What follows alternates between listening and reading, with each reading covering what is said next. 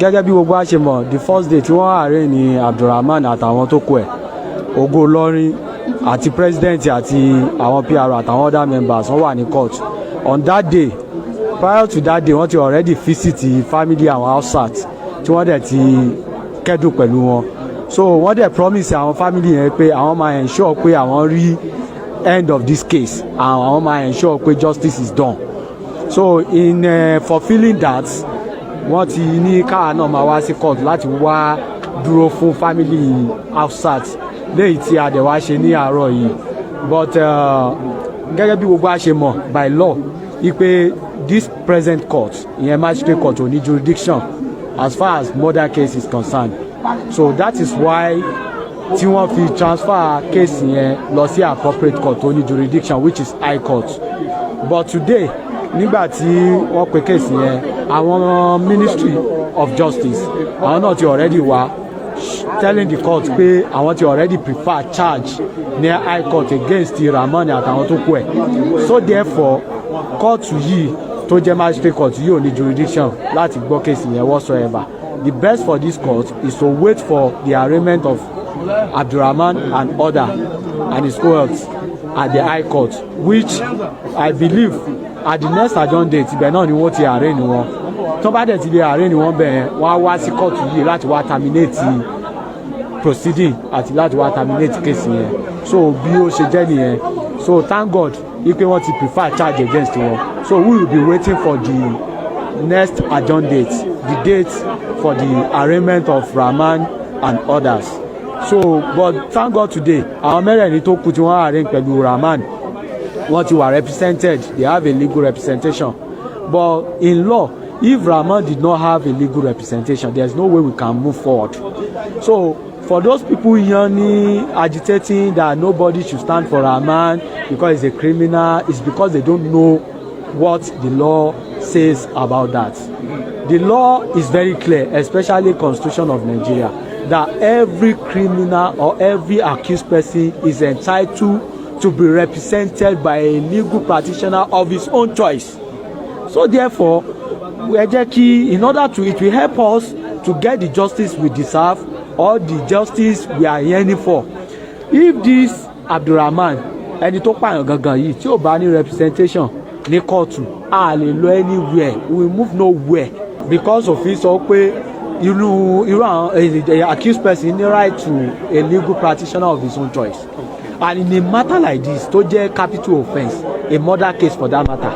tó bá yẹ pé justice táwa ń wá táwọn tó ń pariwo yẹn náà ń wá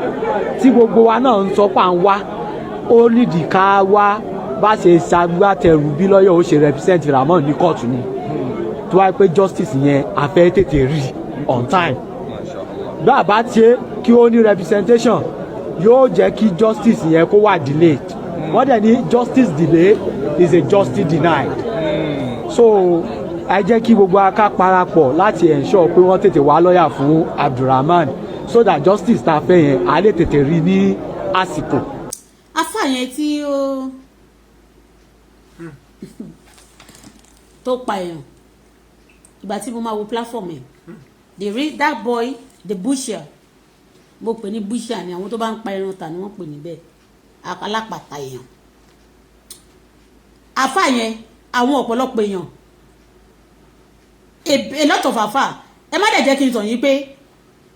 ìgbà tí mo ti mọ̀ wípé nǹkan kan máa ṣe àṣírí àwọn afa yẹn náà máa tú òun náà ni mo ti rí pé K1 ó expose ó sọ̀rọ̀ àwọn afa yẹn it's a plan work, that's the way things roll here. nígbà tó ti di pé wọ́n fẹ́ expose wọn because K1 náà bó ṣe wà yẹn àwọn afa yẹn torí ẹ̀ lè ṣe máa rí pé wọn ò ní support gbogbo ohun tó bá dáa tó bá ń ṣe. wọ́n máa against ẹ̀ náà ni wọ́n máa bẹ ìjà bó ṣe ń complain nípa àwọn èèyàn tó ṣe burúkú yẹn because they are doing it too. When I open the platform of that boy that butchered a girlfriend here, now I was telling you that killers, there are many on this social media. And not one majority of Yorùbá tó wà lórí social media yẹn. Majority of the èyí tí ó ti pa èèyàn rí. Èyí tí ó ti pa èèyàn rí nínú èyí tí ó ti pa èèyàn rí báyìí 70% of them ló pa èèyàn rí. Wàláì kìí ṣe rọ́. And that's why when we are talking, anytime you want to say something about those things, they will hate you. And let me tell you very well, Wasiu Ayinde tó lóhùn pagan táwọn aláwo pè tí wọ́n gbàdúrà fún nígbà yẹn ṣé ń gbọ́ mo ń bọ̀ lórí ọ̀rọ̀ yẹn tí àwọn àfà lòun náà majority of this religion, majority àwọn religions tó wà ní Nigeria, if you don't have personal relationship with your God, tó bá follow religion yẹn, majority of them they are diabolic, they are killers. If you don't have personal relationship, especially Yoruba, and àfà yẹn ẹ lọ wò dáadáa tí bàbá tó bí àti bí tó ti kọ́ iṣẹ́ yẹn tí wọ́n bá ń pa èèyàn kò ní pa èèyàn ta. Tí bàbá tó bí wọ́n lè máa pe gbogbo wọn máa sọ pé àfà ńlá ni they call them because they make themselves so big, so you be afraid to say the truth. Even when you are saying the truth, they will come after you. Ṣé nǹkan tẹ́ fẹ́ wò lónìí ni? Okay, no problem. Ẹ̀yin tẹ́ ẹ pín báyìí tẹ́ ẹ pín mi sí level tí mo wà yìí. Ọlọ́run máa bá mi demote fún yín náà still yet. Ẹ̀yin tí ẹ sọ pé platform tèmi kò ní bubble. Ayé yín tó bá ń bubble tẹ́lẹ̀ Ọlọ́run máa bá mi ayọ̀ gbogbo igi náà in tó ń ko nọ́mbà ògo yín tó fi ń jó bla bla bla bla. Á bá mi yọ kúrò, á bá mi bomi pa ògo yín. Mi ìmẹ́ tó wà ńbẹ̀ ẹnikẹ́ni tó bá wù kó jẹ́. Lónìí èpè wà ńlẹ̀, àdúrà sì wà.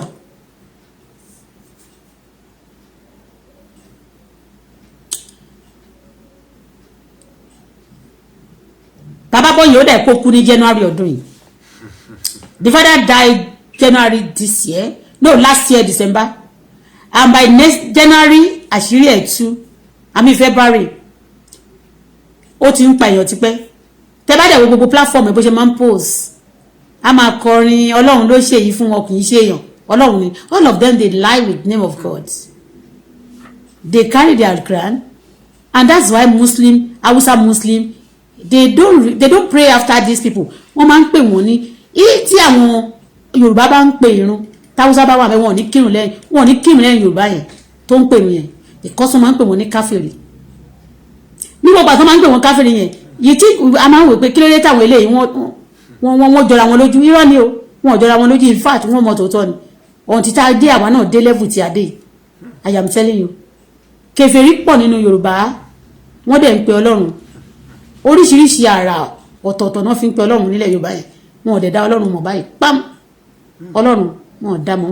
wọn mọ̀ fèsì ẹ̀. Mo wo orí platform ẹ̀ oríṣiríṣi àfà tó tiẹ̀ ń bú Dangote níjọ́sí tó lẹ́yìn tó bá ti wà tó ìwúlò fún yíyan kankan ó wà ń bẹ̀ òun náà ó lọ ṣe kí níbẹ̀ àfà tó wà ní Ọ̀fà. Àníṣe ẹ mọ̀ pé mo sọ ọ̀rọ̀ kan níjọ́ yẹn wọ́n níṣẹ́ burúkú lọ́wọ́ o wọ́n dánṣẹ́ wò èmi mọ̀ bọ̀ kò lè wọlé wọ́n máa ṣiṣẹ́ wọ́n ní gbogbo àlùjọ ní oríṣiríṣi they own it lódìyẹ ní tí mo mọ̀ ní pé tí ò bá lè gbà mí Ọlọ́run ò ní tí ò lè gbà mí tí ò lágbára láti gbà mí kó ní ìṣòro Ọlọ́run ò ní jẹ́ kó lè create mọ́ ìṣòro fún mi tó bá ti fẹ́ create ẹ̀ fún mi Ọlọ́run bá mi dalé lórí. Àfáà tí ó wà lé Ọ̀fà yẹn ìlọ́gbọ̀n sọ̀rọ̀ kan tí máa ń sọ̀rọ̀ nígbà mi àwọn èèyàn máa sọ pé bóyá obìnrin yìí o kiri kan bóyá ó jọrọ ẹ̀ lójú ni o bóyá ó kàn máa ń sọ̀rọ̀ ni o wọ́n máa wé ìfọ̀rọ̀ mi wọ́n fẹ́ sọ mí di pé apá ẹ̀ tì Ọlọ́run máa pa gbogbo yín ti di aṣọ tó gbó pẹ̀lẹ́sìn Ọlọ́run máa fi pa yín sí nílé sọ fún mi pé nǹkan báyìí ni mo ṣe fún yín ṣùgbọ́n ẹ̀yin ẹ̀sìn àti àbùkù yín ọ̀run máa gbé wá sí gbangba. Bàbá yẹn nígbà tí àwọn tó ń gbá mi gbogbo wọn wà láì kí n ṣe rọ 85% of àfáà Yorùbá wọ́n wà diabolic wọ́n ṣe terrorist kó gbó ìwà ló wà lọ́wọ́ mo dẹ̀ máa sọ fún yín ipe terrorism àti gbogbo ìwà apààyàn àti ẹ̀jẹ̀yàn Yorùbá ló bẹ̀rẹ̀ Yorùbá ni mí o so mi ìkórìíra Yorùbá I'm saying it the way it is.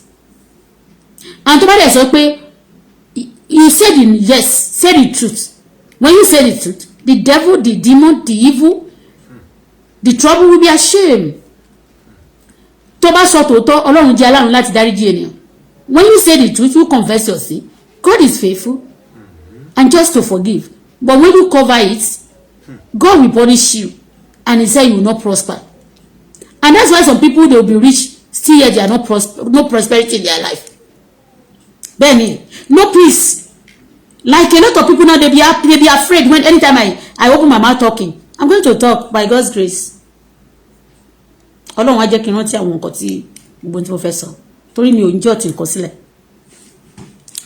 Then mo rántí mo sọ nǹkan kan mo ní nígbà tí mo pàdé tí àwọn pípù yẹn tó ń gbà mí ṣé mo pé wọ́n máa pè é sí patí wọ́n máa ní wọ́n bá pèèyàn sí patí kò ń lọ kó wá social nínú ta ni ò mọ social mo ta ni ò lè social èmi mo èèyàn wà social tó bá ti like aṣọ tó dáa tó bá ti like aṣọ mo yẹ kó máa ń wà social níbi bí ṣe wà mo like aṣọ gan mo máa ń ra aṣọ mo máa ń ra nǹkan in fact to God it's you.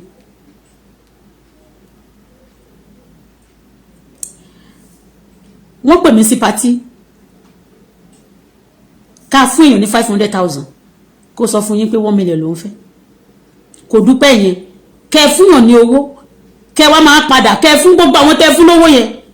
kẹ́ wá padà wá máa pariwo lórí mídíà pé wọ́n yọ ilé ẹnu ọkọ́ dẹ̀ máa wò yín kó tó máa bá wọn bú yín kó tó máa bá yín wọn di ogun mọ́ yín bí pé kẹ́ kú ṣé àwọn ọmọ Ọlọ́run ni àwọn àfà àwọn Christian àwọn gbogbo àti àwọn ẹ̀sìn báyìí wọ́n pa gbogbo orílẹ̀-èdè wa jẹ́ àwa ní mẹ́sì Nàìjíríà bára wọn lónìí I am telling you àwọn tó wọ́n sì jù tán dẹ̀ ti ń ṣe tipẹ́ Yorùbá ni ó ti pẹ́ tó ti wà ń bẹ̀. I hate people pretending you said maybe you are right and then you are left nǹkan tọ̀tọ̀ nǹkan tó máa sọ pé òun ṣe ọ̀tọ̀ nǹkan tó ń ṣe your yes never be yes. Yorùbá ló ní kó máa pẹ́ Ọlọ́run kó dẹ̀ fi gbogbo ọkàn wọn àtayé wọn máa fi ṣe nǹkan burúkú fún àṣetánì Yorùbá ni Yorùbá ni mo máa rí tó máa bímọ tí ò ní fẹ́ progress ọmọ Yorùbá ni mo rí tó máa bímọ tó máa sí pé kó lọ bá tọmọ ìyá tó bá dẹ̀ bàjẹ́ Yorùbá ni máa rí tó máa sọ pé kó lọ pa ìyá àbí kó lọ pa bàbá ẹ̀ tó dẹ̀ máa lọ pa Yorùbá ni ibẹ̀ ló ti ń ṣẹlẹ̀ wọ́n á fún ẹ ní wàá fúnyàn ní owó kódà kó jẹ́ 50,000 o ní dúpẹ́ yẹn náà o dẹ̀ ní gbàdúrà fún èèyàn lè fún mi lówó kó ayé ẹ̀ bàjẹ́ àbí tó bá lọ padà lọ bẹ́lòmíì tí ayé ẹ̀ wá bàjẹ́ látọwọ́ ẹnìyẹn tó lọ gbé virus bọ̀ wá rí pé tó bá fún àwọn èèyàn yìí lówó o ní progress torí o lè ní wọ́n tí wọ́n bá tẹ́lẹ̀ bá ti gba tiẹ̀ tán á pé lẹ́yìn pé mo ti gba tèmi o wọ́n lọ gba tiẹ̀ yẹn mi pé ṣe tó ti fàárọ̀ ẹ̀ ṣe wọ́n fẹ́ gbà tán lọ́wọ́ ẹ̀ àwọn òdẹ̀ ní nǹkan kan tán lè ní fún wọn ní nǹkan kan fún ẹ̀ ju pé kán ṣàlàyé bọ́n ṣe ń bóbìnrin sùn bọ́n ṣe ń ṣèkómọ náà ń kọ́lé wọ́n máa gba nǹkan nìkan wọ́n máa fi ṣe gbogbo nǹkan tiwọn wọ́n máa sọ pé progress wọ́n tún máa fi wọ́n máa fojú ọ̀tá wọ́n máa tún bully ẹ pẹ̀lú nǹkan tí ò ṣe tiwọn. They collect people's things and then they bully you with it. They don't even borrow it. When you borrow, you know it's different. When you borrow, you can pay back. But this one, they don't borrow. They stole. Taking people's things, they are stealing. And they will bully you with that. Anyway. Afáàyàn sọ̀rọ̀ níjọ́ wo ni. Ìgbà tí wọ́n sọ̀rọ̀ K1 báyìí sí. Tí K1 tó sọ̀rọ̀ yẹn. Every one of them came out. They started talking. And that's what they do. But they are killers. Gbogbo àwọn kankan tó sì sọmọ courage láti sọ̀rọ̀ iná. Kọ́ mọ̀ bá sọ pé gbogbo wọn mùtì náà ni. Ó ti yé. Torí pé wọ́n ní awo ló máa ń gbàwó ní ìgbọ̀wọ́ nítorí pé àwọn bàbá ọmọ yẹn ọ̀rẹ́ ni wọ́n jẹ́. Tó bá sọ bá ṣe sọ́yìn náà sí wọ́n máa rí wa bí ọ̀tá o. Wọ́n máa rí wa bí ọ̀tá ni. Àwọn iṣẹ́ àjọ̀nú burúkú tó máa fi wọ́n ṣẹlẹ́yà. Wọ́n máa lọ sá káàkiri. Ẹ mọ̀ pé tá lọ bá ti lọ àbọ̀ máa ń bọ̀ ni. Alọ́ ó bá ti lọ àbọ̀ máa ń bọ̀. Àṣegbé kankan ò dẹ̀ sí láyé àṣepamọ́ ni ó wà fúngbà díẹ̀ dẹ̀ ni. Ṣé ẹ̀dẹ̀ rí kíṣẹ́rí K1 tó bá ti gbogbo kiri yẹn kò sí kankan tí K1 náà I'm sorry to say this is a killer so he know them very well they know each other but iṣẹ́ mi kó ti pẹ́ tí àṣì K1 ti tú ní títí ẹ̀ àṣì K1 wà ń ta ó kàn sọ́jú ní okọ̀ fọ̀parin ni no but bá ṣe ti ẹlẹ́ ti tú náà we will expose others do you get it they will expose others irú àwọn ń sìn náà bẹ́ẹ̀ ni so killer is many very well in Nigeria but Yorùbá òun ló bẹ̀rẹ̀ gbogbo nǹkan tí wọ́n wá ń sọ lónìí tó ń da Nàìjíríà rú Yorùbá ló bẹ̀rẹ̀ ṣẹ́mi pé tójú bá ń ṣe pé tí wọ́n bá ń yọ ọkàn fún wọn lójú báyìí tó má ṣe ń sọ fún pójú ẹ̀ máa ń ṣe pé tán fílẹ̀ síbẹ̀ a máa wí pé wọ́n ń parọ́ mọ́ wọn a máa wí pé yáṣẹ́lẹ̀ kórìíra àwọn ẹ̀fẹ́ rójú o ẹ jẹ́ abẹ̀rẹ̀ ẹ má gbàgbé o àní mo ní àfáà kan nínú ilé mi àfáà Mufti Ondo State kò sẹ́ni tí ò mọ̀ very fine boy tẹ́ bá rí ẹ máa ti rẹ́nu wọn báyìí ẹnu wọn sì kì bí pọ̀ mọ́ báyìí wọ́n lẹ́nu yẹn tó fi afẹnujọra wa he's a very handsome guy. Àlọ́jọ́ tí àfáà kan ọmọ bàbá mi ọmọ àlè kan tó gbé bàbá mi tó gbé mi lọ́nu bó tó yẹ pé Ọlọ́run ló yọ wá báyìí. You see, nígbà tí mo sọ fún ó kàn wò pẹ́rẹ́pẹ́ ni pé ọ̀nà bẹ̀yìn ọmọ yẹn mọ̀ dá gbogbo bẹ̀yìn ọmọ ẹ̀ṣin gbọ́ náà. You know, wọ́n tó bá sọ̀rọ̀ pé mo pa èèyàn báyìí tó ṣe nǹkan á jọ lójú kò ní jọ wọ́n lójú because kò jẹ́ nǹkan kan fún mi. Ìrèyàn lọ́wọ́ ẹ̀ o ṣùgbọ́n all these are fast. Wọ́n pọ̀ bó ṣe pọ̀ tó ni wọ́n gbogbo wọn pátá àtàwọn wòlíì ni wọ́n ń pa èèyàn. Yorùbá ló bẹ̀rẹ̀ terrorism and I will prove it for you. Yorùbá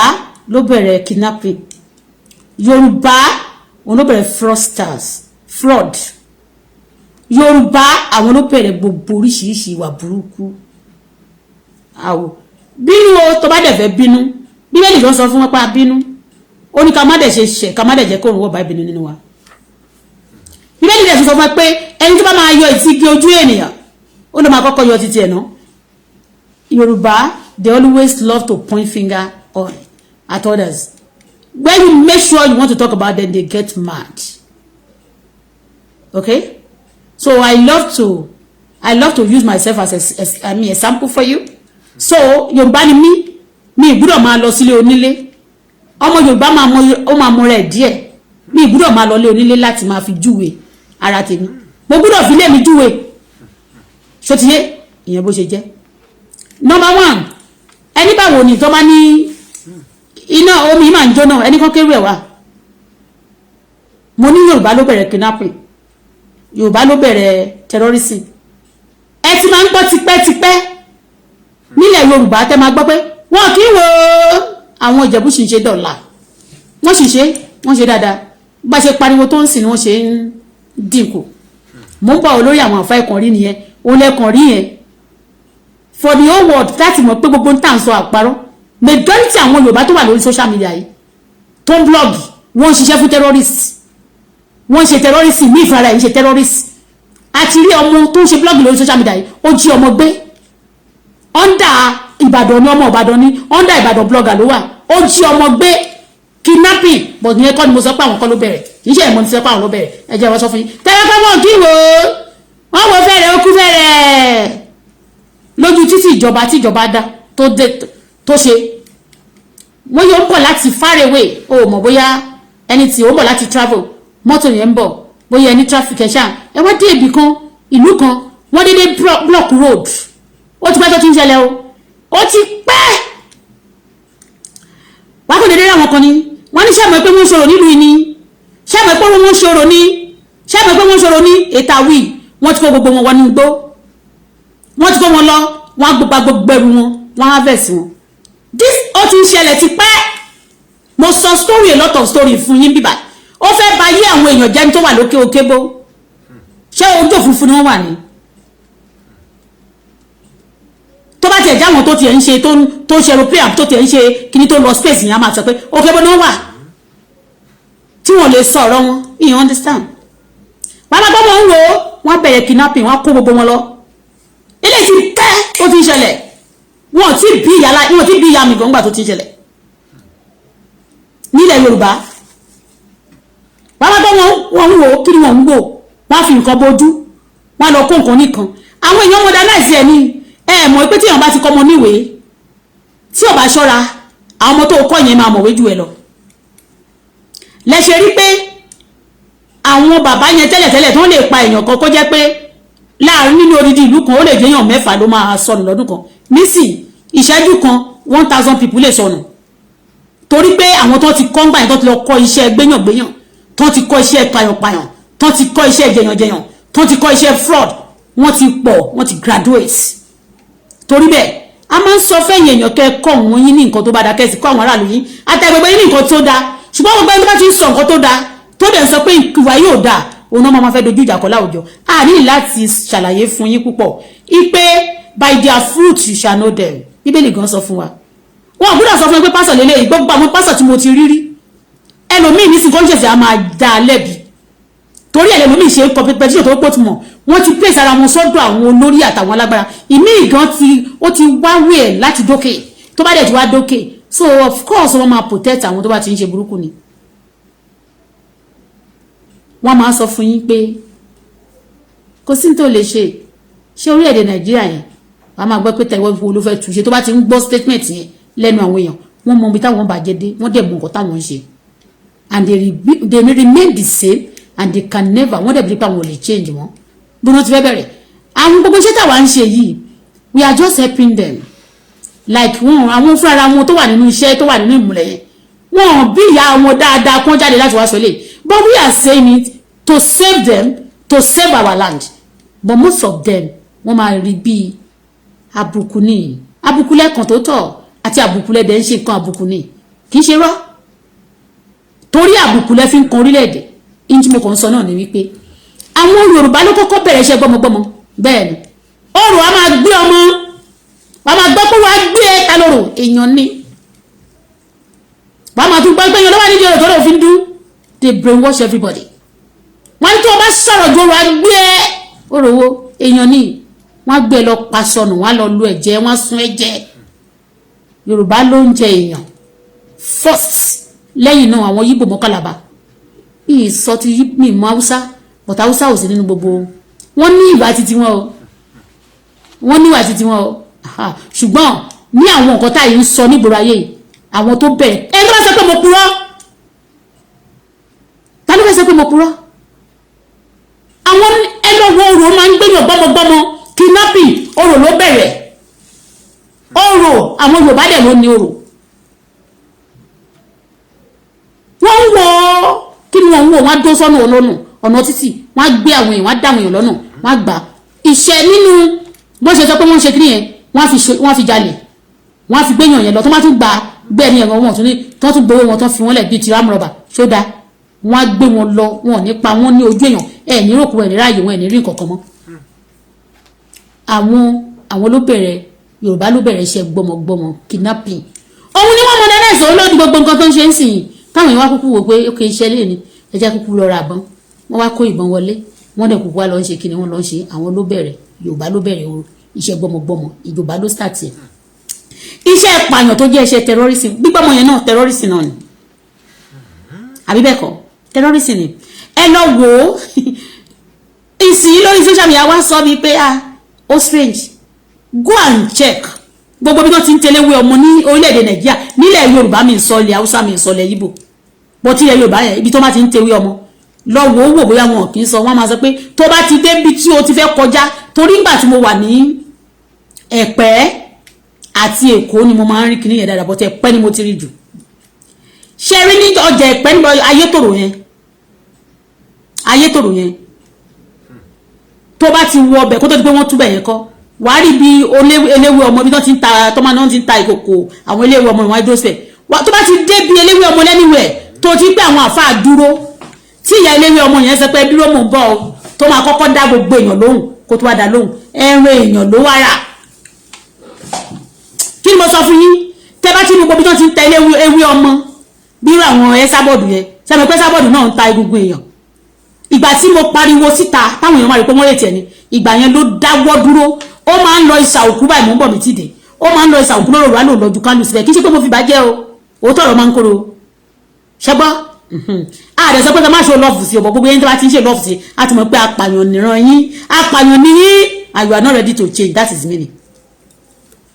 tẹ́bà lè ṣe we are saying that we just love mama you are a killer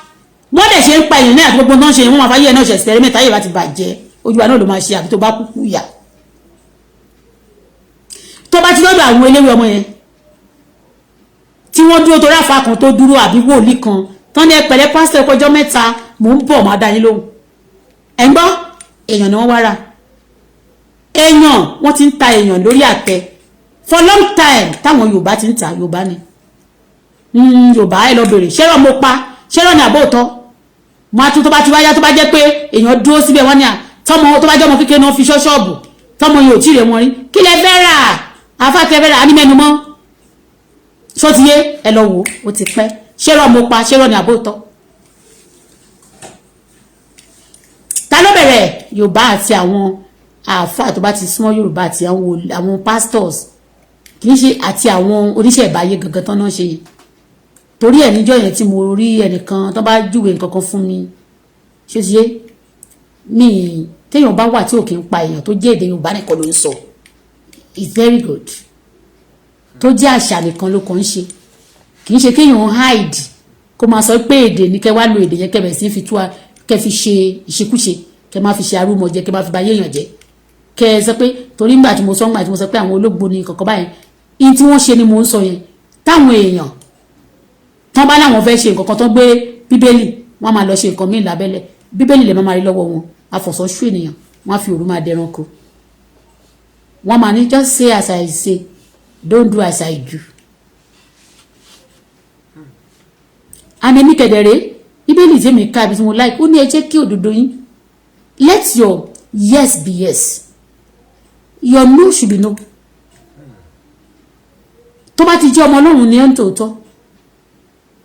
jẹ́ kí gbogbo ayé mọ̀ kí mọ́lẹ̀ oúnjẹ jẹ́ kí mọ́lẹ̀ yín mọ́lẹ̀ tí gbogbo àgbáyé yóò fi rí tí wọ́n máa fi yin bàbá yín fi Ọlọ́run lógo ṣe rí nísìnyí pé kì í ṣe àfáà nìkan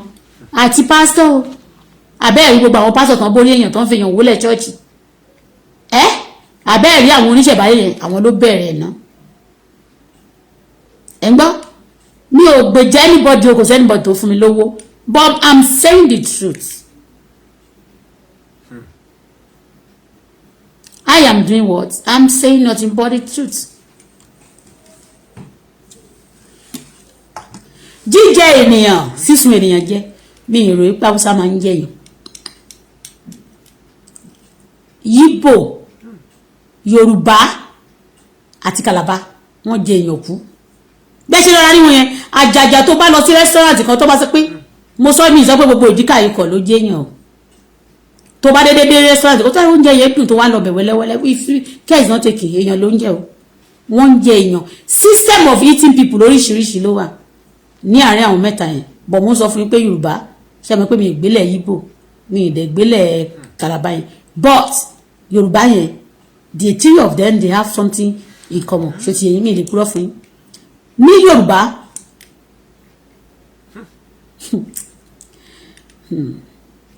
tó bá ti gún ẹbu fún ẹrí lóríṣiríṣi tó máa ní kó fi fọ́ ẹ̀kọ́ mu àbí kò dá sí kókó máa la àkàìmọye ìgbà tó ti jẹ èèyàn ṣé ti yé tó gún ẹbu fún ẹ wọ́n máa lẹ́bu ni ìwọ ṣàgbà ilé wọ́n ti gún sílé wọ́n ní kó lọ àìsí kìíní orí èèyàn apá èèyàn ọyàn èèyàn ara èèyàn ló jẹ ìmí wà lódìdí ni wọ́n máa jẹ bẹ́ẹ̀ ẹlòmíì á máa fi ẹ̀jẹ̀ wẹ̀ gbogbo ń tá ń sọ lónìí ta ni wọ́n ń ṣe èyí tó wá dàbí bàbàrà fún wọn ti ń ṣe tipẹ́ Yorùbá ti ń ṣe tipẹ́ terrorist Yorùbá ló bẹ̀rẹ̀ gbogbo nǹkan tó ń ṣẹlẹ̀ ní Nàìjíríà yẹn ẹ má bínú Yorùbá ló bẹ̀rẹ̀ ẹ ti gbọ́ kì í ṣe rọ́ lẹ́yìn náà Yíbò ẹ lọ sọ́dọ̀ Calabar wọn yẹn wàá máa gbọ́ òkín gbọ́ tó máa sọ pé Calabar mú oúnjẹ sè gbogbo wọn yẹn wọ́n ti mọ ibi tó máa ti rẹrù oríṣiríṣi fún ẹ̀mí ìgbọ́mọ Calabar rí lọ́mọdún tí bá dẹ̀ ti ráwọn tó bá ti gbọ́mọ Calabar ẹ má bínú o mo máa ń wojú wọn báyìí dáadáa tó bá ti rí téèyàn bá ti ń pọ́nmọ Calabar lé lójú mi báyìí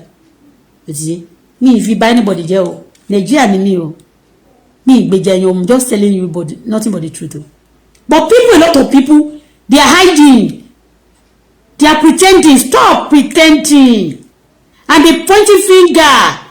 Yorùbá yesterday I said Yorùbá is a terrorist they thought maybe I'm joking maybe I'm trying to be hot and you know funny thing is that Yoruba people when they kill nobody accuse them for it they don't count it like a sin àwọn ọ̀rọ̀ tá sọ pé wọ́n gbéyàn yẹn wọ́n mọ̀ wọ́n náà tá ló máa bèèrè àwọn pa àwọn kóyàn lọ síbẹ̀ yẹn they know killing àwọn gbogbo wọn tó wà bẹ́ẹ̀ wọ́n lọ gbẹ́ ìwò síbẹ̀ yẹn tó máa ní wọ́n ń ṣe oríṣiríṣi nǹkan torí ẹ̀ lè ṣe rí pé a lot of people do are so mad wọ́n ti ní àwọn ọ̀fẹ́ kí wọ́n sí Nàìjíríà wọ́n máa lọ ẹnjìníà àwọn kan gbà ọmọdé ti sọ̀rọ̀ yín rí o má jẹ́ owó Nàìjíríà kì í ṣe torí wọn gan torí pé àwọn ọ̀rọ̀ kan àwọn èèyàn yìí wọn they don't want to repent Yorùbá they don't want to repent from it ṣe bá àwọn ọkọ̀ náà tẹ̀sán pé wọ́n máa ní wọ́n fẹ́ repent o wọn ò ṣe nǹkan burúkú mọ́ ṣó ti yé àwọn ilé wọn ò fẹ́ repent Yorùbá wọ́n dẹ̀ ṣe ń ṣe kíní ẹ̀ tán ṣe ń pa èèyàn tó ń jẹ èèyàn yẹn wọ́n lọ pátì wọ́n máa wọṣọ tó dáa wọ́n á jáde kò sẹ́ni tó fẹ́ query wọn you can wọ́n ṣe tí wọ́n débi pé you cannot query them ọba kan mi ò fẹ́ dárúkọ wọn wọ́n ní wọ́n fi èèyàn kí wọ́n fi orí èèyàn ṣe ètùtù 7 years ago wọ́n gbé sórí mídíà wọ́n yà wọ́n gbé sórí mídíà Yorùbá ọba wọ́n fi èèyàn ṣe ètùtù wọ́n dẹ̀ yà wọ́n dẹ̀ gbé sórí mídíà Yorùbá have been killing for long And when you are saying they are terrorists, they say they want to bring them down. Bẹ́ẹ̀ ṣe máa jókòó tí èèyàn yìí máa dédé sọnù yẹn. Tá àwọn èèyàn máa ń para wọn bíbọ̀ tó máa mẹ́sọ̀ pé wọ́n pa wọ́n máa rí wọn náà. Tẹ bá rí àwọn èèyàn tó bá pààyàn bí bóyá wọ́n pààyàn nítorí pé wọ́n they have some issue like wọ́n jọjọ wọ́n ní nǹkan kan ṣàbọ̀ pọ̀ káwọn èèyàn máa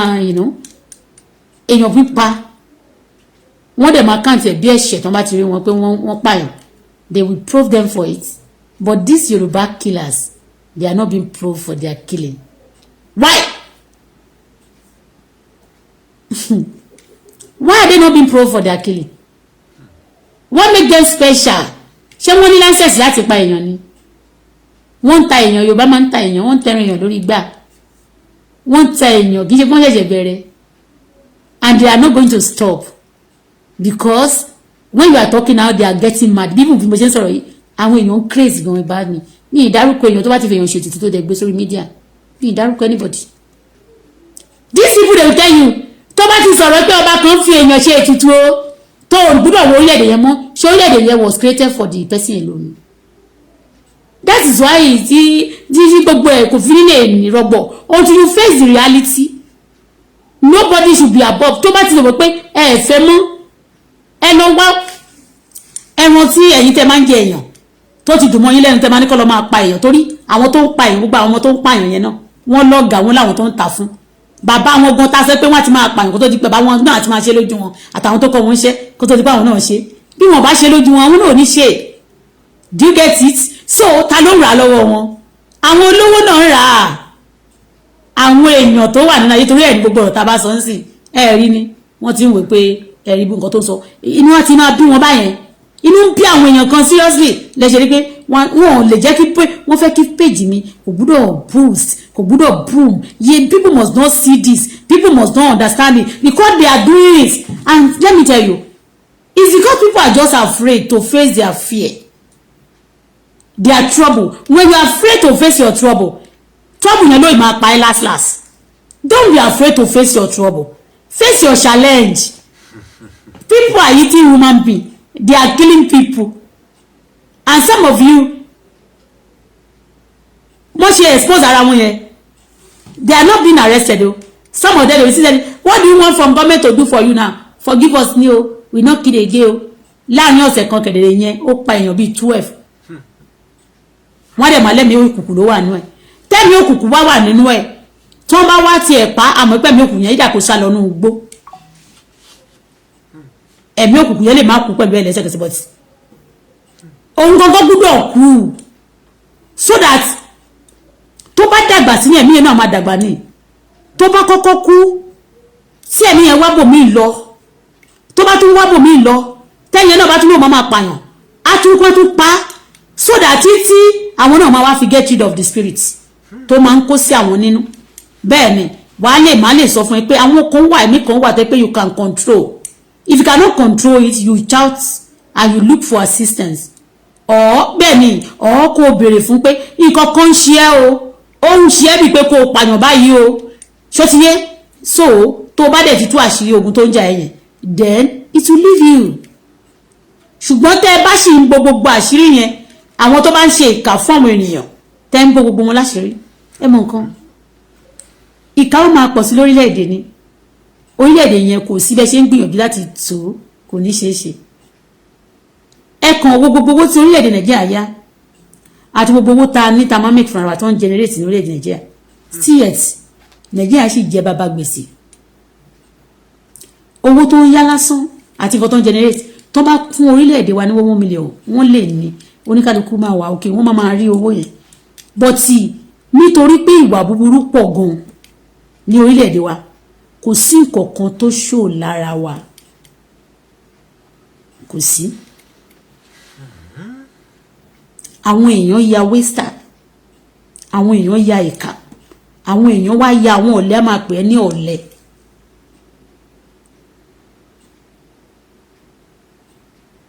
mo bọ̀ mi sí dé mo fẹ́ sọ part 2 nǹkan tó ṣẹlẹ̀ lánàá àwọn èèyàn ta gbogbo àwọn èèyàn tí yóò ń tẹwé àwọn èèyàn ń tẹwé gbogbo èèyàn ẹni gbàtẹ́ sábọ̀dù máa lọ sórí mídíà àmì tó máa lọ sí beragan lóru tó máa lóun ṣe ìṣòro ti ẹnìyẹn ibi tí àwọn pásítọ̀ kan lọ forí ara wọn sí nìyẹn ẹ ti ní mọ̀ ìpérù kan ni wọ́n ni àtàwọn anybody tó bá wù kó pe ara ẹ tó bá lọ forí ẹ kọ́ sọ́dọ̀ ẹ sábọ̀dì ó ti mọ̀ pé surely you are a bastard and you are a killer ọlọ́run gbọ́ kì í ṣe rọ́.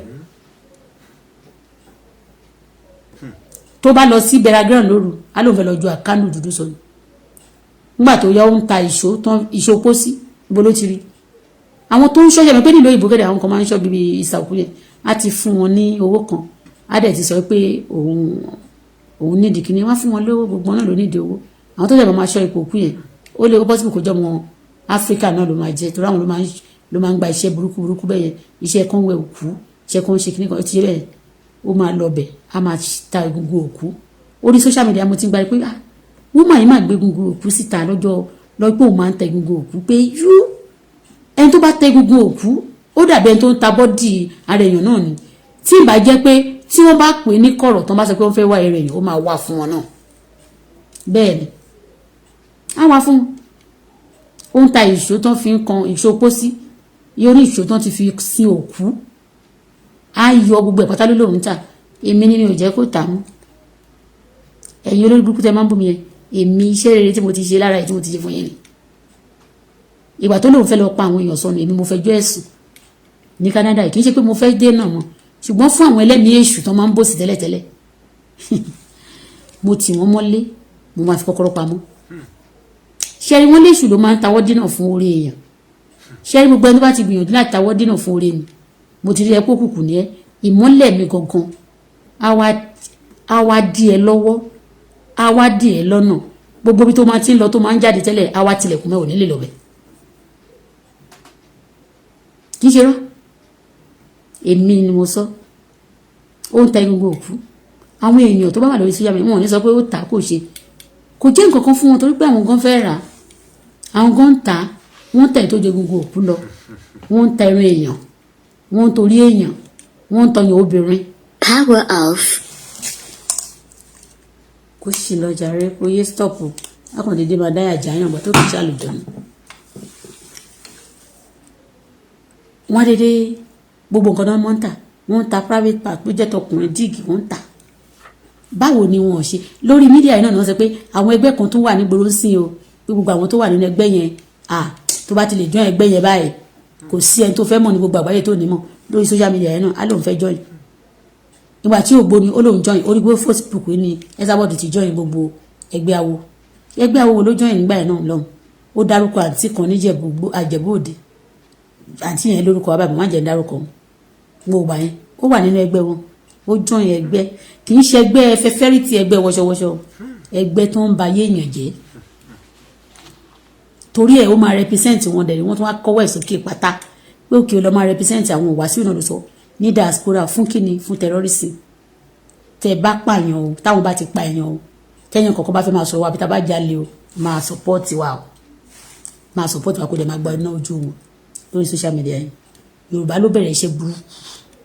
bó Yorùbá tó ti ń ṣiṣẹ́ ibi wọ́n máa wà too proud of iṣẹ́ ibi wọn nígbà tí wọ́n tún sọ̀rọ̀ Yorùbá ló bẹ̀rẹ̀ fraud bẹ́ẹ̀ ni mo sọ fún yín Yíbò ní number 2 Yorùbá àti Ìgbò ọmọ ìyàwó ní kankan tí wọ́n ní wọ́n jọra wọn gan wọ́n jọra wọn ẹ má bínú Yorùbá àti Ìgbò fraud kò sí kind of fraud tí Yorùbá ò ní lọ́wọ́ wọ́n ṣe títí tó bá wo odù fáyẹn tó ń pè ní odù irọ́ ló ń jẹ́ bẹ́ẹ̀ irọ́ ní èdè kan irọ́ ló ń jẹ́ bẹ́ẹ̀ Yorùbá ń ja olè àtobìnrin àtọkùnrin wọn àtọmọdé àti àgbà ibi tí a mọ̀ pé ọ̀rọ̀ killing sìn ọmọ ọdún 7 ti pa èèyàn tí mo rí lórí social media yìí o 7 years ọmọ ọdún 10 wọ́n ti yọ kídìnì àbí kí ni wọ́n ló ń jẹ́ heart àti gbogbo ẹ̀ wọ́n kò lè lọ́wọ́ tó jẹ́ kó ló máa lọ deliver ẹ̀ ṣó ti yé fún èèyàn tọmọ kékeré bá dẹ̀ lọ tó gbé nǹkan dání tó jẹ́ ọmọ 7 years ṣó máa dá lọ́nà pé come over here come here ṣó máa accuse ẹ̀ pé kí ló ń gbé lọ ọmọ ọdún 7 7 years 7 woman's part wọ́n á gbé fún kó lọ deliver ẹ̀ kàn sọ fún mi ọmọ tó ń gbé woman's part fún tó dẹ̀ pé ó mọ̀ pé ọ̀rọ̀ èèyàn ni wọ́n ní má sọ fún yàn kankan kò dẹ̀ ní sọ náà àti kékeré ló ti wà ní secret tó bá sọ wọ́n pa ẹ́ o kò dẹ̀ ní sọ tó dẹ̀ ti ń deliver ìròyìn ẹjọ́ ń gbà ó ní ẹjọ́ ṣẹ́rin èèyàn yẹn tó bá dàgbà kí ni ò ní ṣe kò sẹ́ni tí kò èèyàn pípa ò lè jẹ wọ́n lójú bí Yorùbá ṣe wà yẹn pípa ò jọ wọ́n lójú wọ́n mọra wọn you cannot see they don't see that again when you tell they are killing people they don't even bother killing lásán wọ́n kò máa wò pé killing lásán ìgbà kan wà tí Yorùbá máa fi ń dáṣà àjàjà àwọn ọmọ gáràjì yẹn wọ́n máa gbọ́ pé tó máa pa ẹ́ sí òkun pólíbàgì o wọ́n máa ń sọ bẹ́ẹ̀ àwọn ọmọ gáràjì wọ̀nyẹn especially wọ́n ní ìwé tó máa pa ẹ́ náà ò lè tó kún pólíbàgì o wọ́n ti mọ size oníkálukú tó bá ti pa ilé wọn mọ ibi tó máa kún wọ́n máa kó tó máa gbé dání. But let's talk about fraud.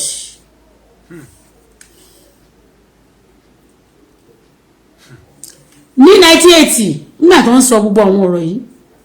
ẹ má bínú mi ò tú àṣírí ẹni mi kúkú dárúkọ èèyàn I'm just trying to convince you that Yorùbá is doing terrorism ẹ wá dàbí pé wọ́n ń ba orúkọ wọn jẹ́. Funny the way Yorùbá do their thing. Yorùbá will steal something and will be pointing at that person another person oh no ji Yorùbá ni they are so clever má ṣe o fraud too is nothing to them. Go and check Hausa don't go to abroad you ever see Hausa in Canada àfi tó bá jẹ́ pé wọ́n wá bí embassy wọ́n lọ sí wọ́n ṣe ní consular wọ́n ṣe ní embassies yẹn can you see them àwọn tó lọ sí lóyìnbó àwọn ló kọ́kọ́ bẹ̀rẹ̀ sí ní ṣe fraud ó ti yé yín wàá máa gbọ́ pọ̀ mọ́ olódù kí ló ń jẹ́ bẹ́ẹ̀ àwọn fẹ́ lọ pa irọ́ fún wọn. These people they know that what we are saying is true but they hate it because that's what they use for living. They lie for living, they steal for living, they kill for living, they do many things those bad things for living. They be angry. But let me tell you, I have right to speak about them. I have rights. Yes, I waited patiently and I've tried because I have right to talk about them because wicked people have wicked me. They have done many things to me and I have right to talk about them. Yoruba lie a lot. Yoruba pretends. They pretend to be good, but they are so bad. I'm sorry. You know, I'm part of almost so. Ọmọ yín ni worship nínú kòkò dúdú lẹ́kọ̀ọ́ fún wọn ti jáde. Ọlọ́run yàn mí sọ́tọ̀, ó yà mí sọ́tọ̀ fún iṣẹ́ rere. Àwọn nǹkan tí mo ń sọ lónìí, ó ti yé yín mẹ́yẹn. Bàbá mi ló kọ́kọ́ gbé iṣẹ́ yẹn dání wọn ò jẹ́ kó rí ṣe. Ṣùgbọ́n èmi a ti bẹ̀rẹ̀ a dẹ̀ máa yọrí síbi ayọ̀ lágbára Kristi. Àdàbí tó bá jẹ́ pé ẹni tí mò ń sọ kì í ṣe tó dáa láti sọ pé ká má ṣe nǹkan burúkú torí Bíbélì gan sọ fún wa Yorùbá náà dẹ̀ ti sọ pé orúkọ rere sàn ju wúrà àti fàdákà lọ. Yorùbá ni ó dẹ̀ tún wà ní Bíbélì bẹ́ẹ̀ yẹn náà exactly inú ìwé òwe orúkọ rere ó sàn ju wúrà àti fàdákà lọ. Tí Yorùbá bá jẹ́ lóye tán bá lọ lóyìnbó tán lọ jalè tán tó bá tún lọ jalè tán wọ́n sọ fún ẹ lọ́hùn pé àwọn ará ìlú yẹn ti jà wá ló lè rí owó tó ń bà lọ bàbá ara lọ ń gbà padà torí pé wọ́n á rí nǹkan fi bá kára wọn ìkọ́sọ̀ lè wà nínú ẹ̀jẹ̀ wọn wọ́n á jalè Yorùbá jalè tó bá kọ́kọ́ fẹ́ bá ẹ ṣọ̀rẹ́ àwọn obìnrin mi ì dárúkọ anybody o wọ́n lọ sílùú òyìnbó onígbà ẹ̀ lọ́hùn ẹ̀ máa bèèrè lọ́mí báwo mo ṣe mọ̀ a lot of people mọ̀ pé mo máa di blogger torí ìrìn àjò ayé mi whatever your ministry you are going to pass through the road the story that you are going to be telling whatever anytime if you don't have a story you are not going to have a ministry. My story and my experience in life is also part of my ministry. They know they used to abuse themselves. I have one auntie, she's late now. Kì í ṣe tí mo ló late ló jẹ́ mo ọ̀fà yẹn o. Àwọn ọ̀fà náà ń ja bastard.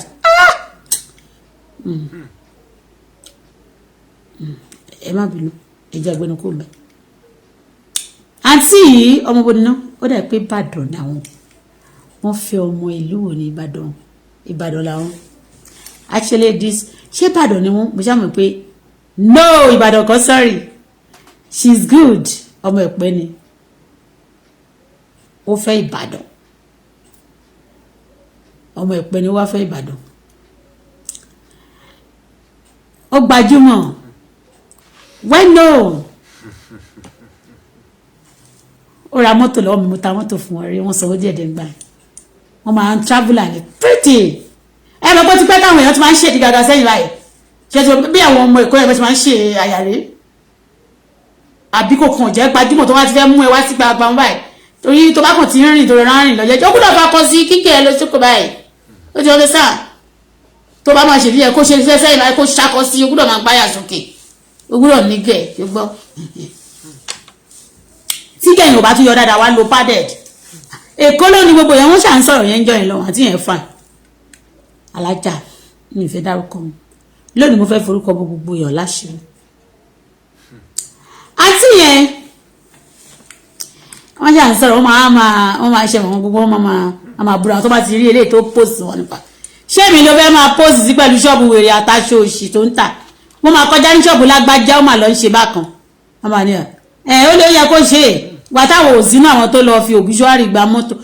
òbíṣọ́árì wa gba aṣọ ní Korea náà wọ́n á lọ sí Korea Yorùbá nìyẹn o àwọn màdámù yẹn sì míì ti dàgbà nínú wọn ti darúgbó míì ti bímọ ọmọ míì wọn ti kú ó ti pẹ́ tán ti ṣe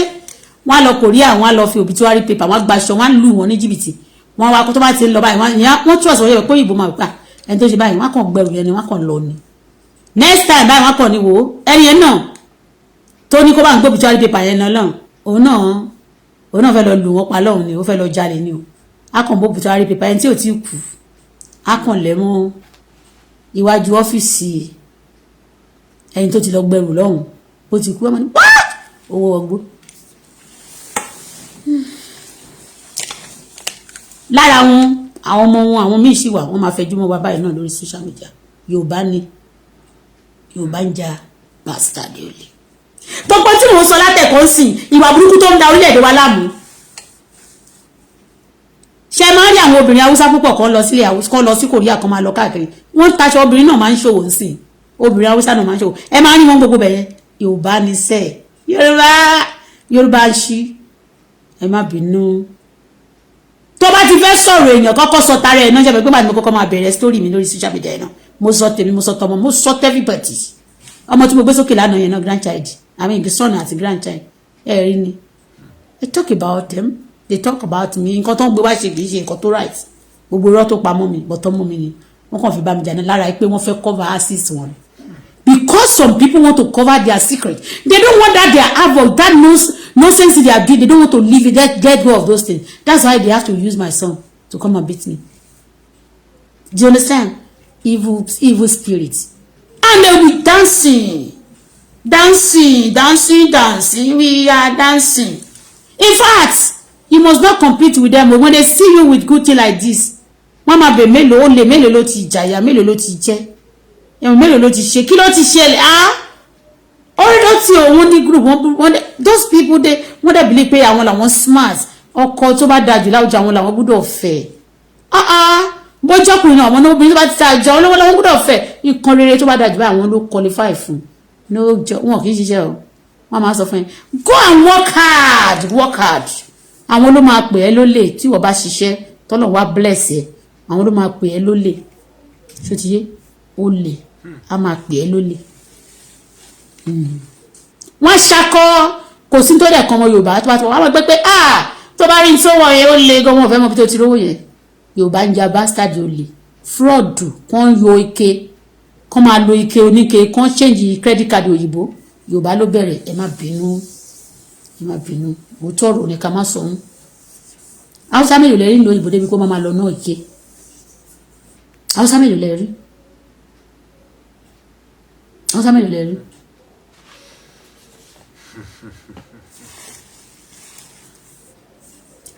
wọ́n ṣe nǹkan tí ò dáa ká gbọ́kọ lọ́kọ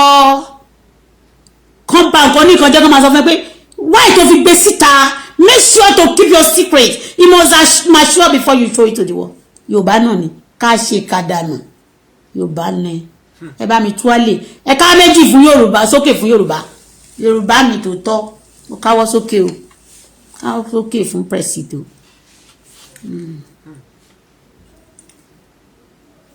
When you are doing your thing, don't show them. They want to know. And when they know it, you never find out one time. Don't show. They will spoil it. And when you complain, why do you spoil it? Why do you show it to us? Why do you show it when it's not mature? Why do you love to show your thing? Why you show? They will show. Even if you want to debate one, need to get one to show everyone.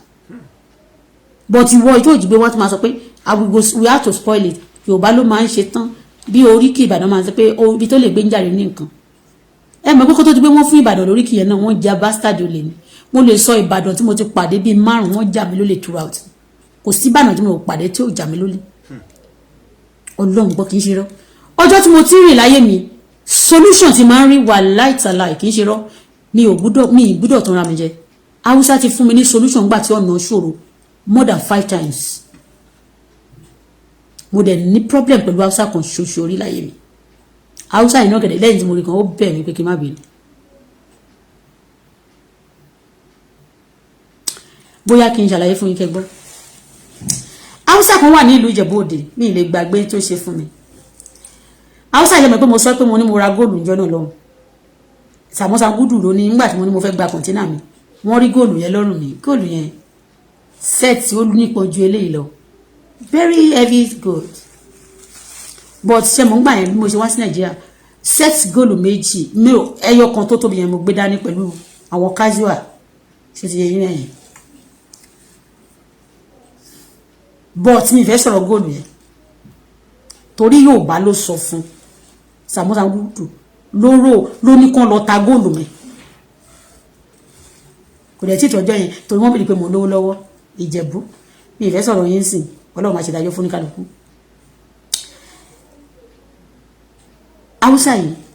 ìgbà tó bẹ̀rẹ̀ sí ṣe yamayama pẹ̀lú business mi Hausa yìí ló fún mi ní information